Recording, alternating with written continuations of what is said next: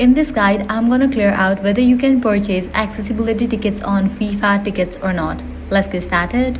First, launch your preferred browser and navigate to the official website of FIFA. Provide your credentials and log into your account. After you log in, navigate to this section, Tickets and Hospitality. Click on FIFA. Now scroll down, click on the option Export Details. Now here you're going to find different options. Scroll down. Now different options will appear. Navigate to this option, FIFA Resale and Exchange Marketplace. So yes, accessibility tickets can be purchased on the FIFA Resale Exchange Marketplace, and the process is exactly same as buying any other resale ticket listed on the platform.